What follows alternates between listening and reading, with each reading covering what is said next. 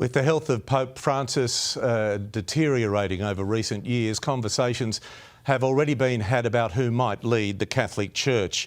A number of names have been put forward as possible candidates to become the next pontiff.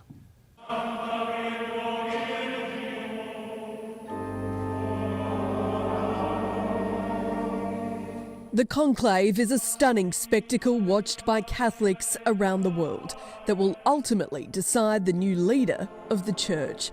But already there have been some cardinals who are clear frontrunners. Cardinal Pietro Parolin is considered by many the most likely to be elected. He's been the Vatican Secretary of State since 2013, a close papal confidant. He's considered a moderate figure within the Church. Born in Scavone, Italy, he's become an expert on Middle East affairs and is vocal about the need for action against climate change. Asking the more affluent nations that they may acknowledge the gravity of so many of their past decisions. He would very much fall in line with Pope Francis's geopolitical strategy, his diplomatic strategy. We could see him being very similar to Pope Francis' approach on issues such as China. Speaking in Jordan in January, he said, "In my view, a just peace means peace founded on international law and the declarations of the United Nations. From a Christian perspective, we understand justice in its various facets, but fundamentally, I would say just peace refers to peace that aligns with international law and its rules."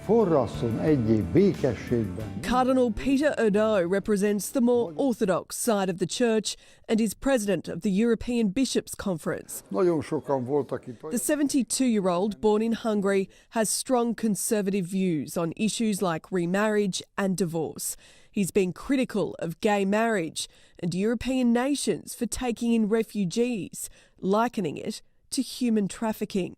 Pope Francis had opened the door to giving blessings to individuals in same-sex unions. That's something we could potentially see reversed if Erdo were to be elected Pope. He was also a close friend of Cardinal George Pell.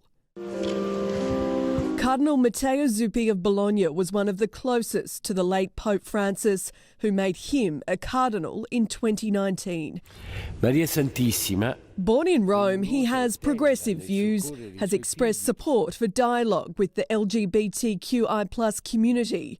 The 69-year-old has participated in global peace missions in recent years, meeting with Ukraine's President Zelensky and former US President Joe Biden. You can expect him to share very much Pope Francis' social agenda, and he's been the Pope's go-to guy. Good morning to all of you.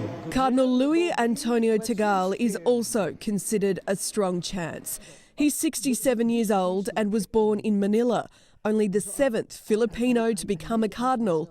He would be the first Asian Pope. The gift of his presence and love for us will be our gift to people.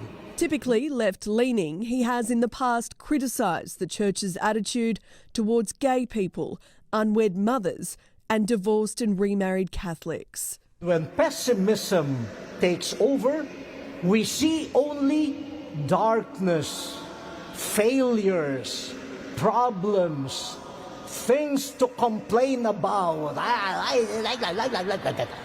Whoever is chosen, one thing is already certain: a new chapter in the rich history of the Catholic Church is about to be written. Jessica Millward, 9 News.